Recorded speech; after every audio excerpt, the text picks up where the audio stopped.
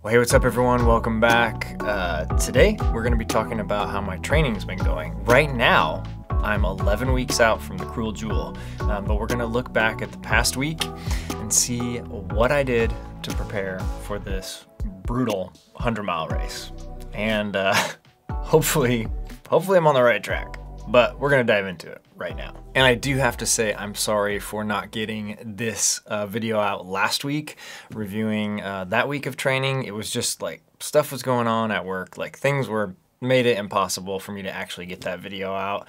Even though these don't take that long, it was just, the timing was bad for a lot of reasons. So 2 weeks ago, I hit a 60-mile week for the first time since training for no business last fall.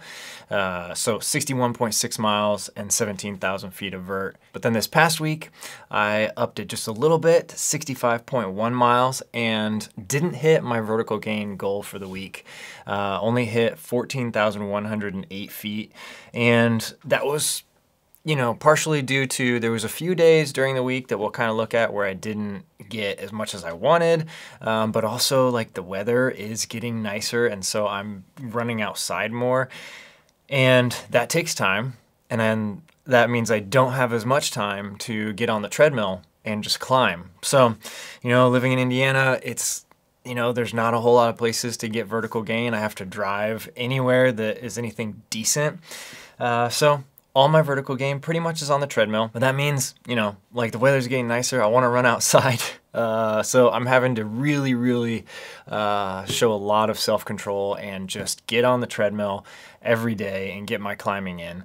And that's going to get harder and harder the nicer and nicer it gets outside, I'll just tell you that. But we're only 11 weeks out, so I only need 11 more weeks of this kind of like brutal like treadmill training. And so we're gonna see, like, as I start moving forward, like introducing some more two-a-days, like running in the morning, treadmill at lunch, vice versa, something like that. But let's get into it. So Monday I did it was supposed to be a 60-minute recovery run, but I ended up wanting to hit 6 miles and I wanted to get about 2,500 feet of vert on the first day. So that took me about 6 miles, took me a few extra minutes to get there. So did about a mile warm up and then almost 2 miles of hiking at 15%.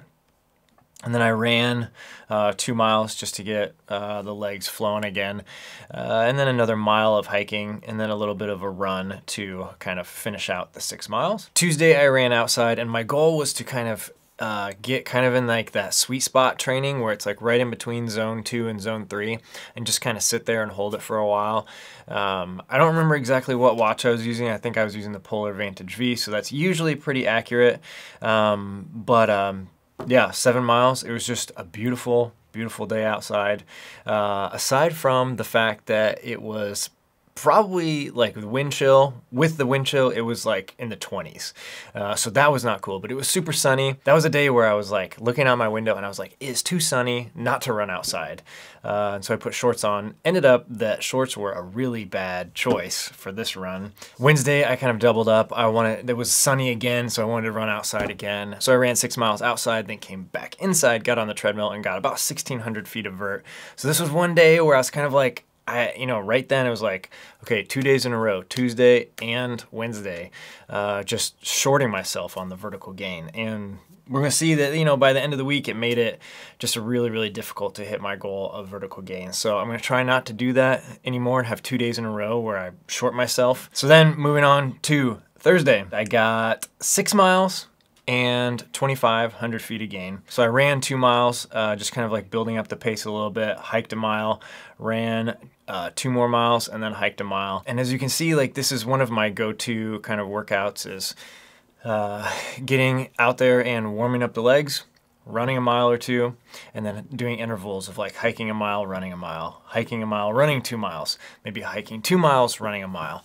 And the whole point of that is just like training, if I'm not trying to hit a specific heart rate zone or a specific power zone or something like that, everything else I'm doing is trying to mimic race situations. And so a lot of these climbs are going to be a mile, mile and a half, 2 miles, where I'm climbing anywhere from like 1,000 to 2,000 feet at once.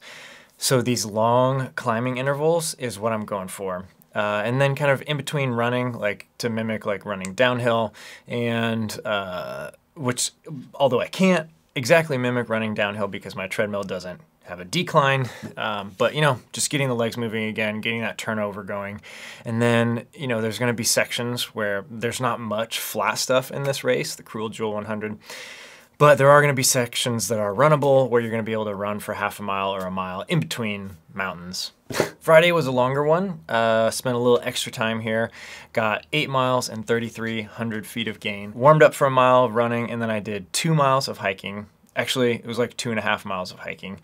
And then about a little over a mile of running, and then another mile of hiking, and then 2 miles of running.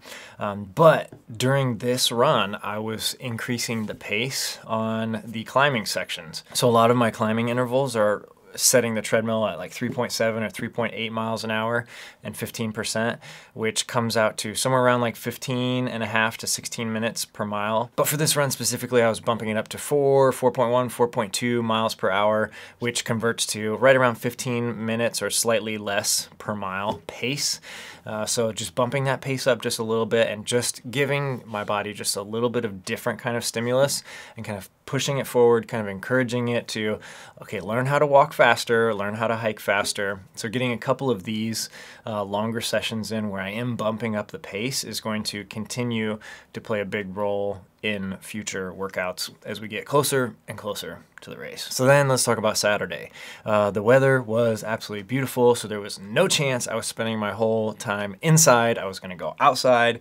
The run, like, I did 20 miles in just over 3 hours, 3 hours and 8 minutes. The run started in the morning. It was like 45 degrees. So it was like just great temperatures to start the run. And then it got up to about 55 degrees. And I would kind of consider that warm because I was running with a pack and a long sleeve shirt on. But I was running in the Asics Nova Blast and just had a great time. These last couple 20-mile runs, especially since they're on the roads, like I'm used to doing these longer runs on trails that take a lot longer, and so getting 20 miles done in 3 hours is just like, it feels quick because I'm used to, if I'm gonna go on a 20-mile trail run, like it's gonna take longer than that, like maybe 4, maybe 5 hours depending on how much climbing I'm getting.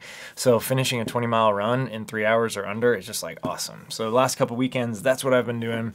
Moving forward, I'm gonna be trying to do at least 20 miles on Saturdays, and then starting to bump up the Sunday runs. But this run, I wasn't targeting any type of power or heart rate numbers.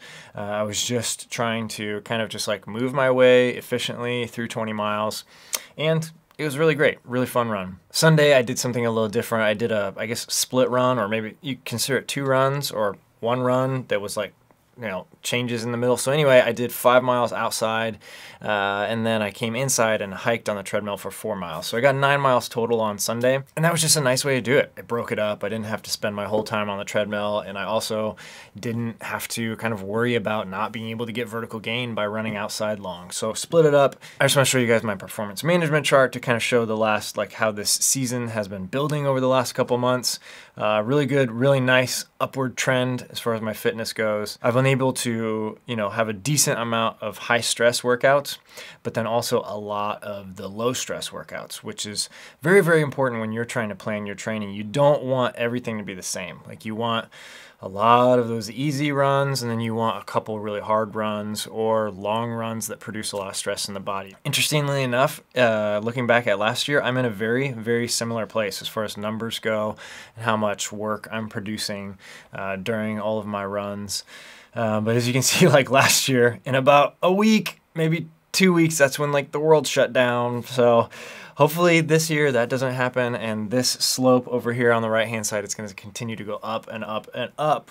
I've got OPSF 50K in 3 weeks, which is going to be an absolute blast or terrible, one of the two, but I'm really excited for that. And then 11 weeks from now is the Cruel Jewel 100. Like we're getting into like serious crunch time. Like it's make or break right now over the next 8 weeks. I only have about 8 to 9 weeks of hard training left for the Cruel Jewel 100. So it's every single run is important. Every workout, everything I'm doing to recover. I'm doing a lot of foam rolling. I'm doing percussion massage. I'm using the TENS unit. So I'm trying to, you know, help my body be ready for that next run every single time. All right, that's it for this one. Thank you guys so much for watching. If you have questions about my training or your training, whatever, anything you saw on the screen, training peaks, anything like that, Strava questions, treadmill questions, running questions, ask away. I love talking about all this stuff down in the comments. Thanks for stopping by. Thanks for watching this video. I'll see you again soon. Bye.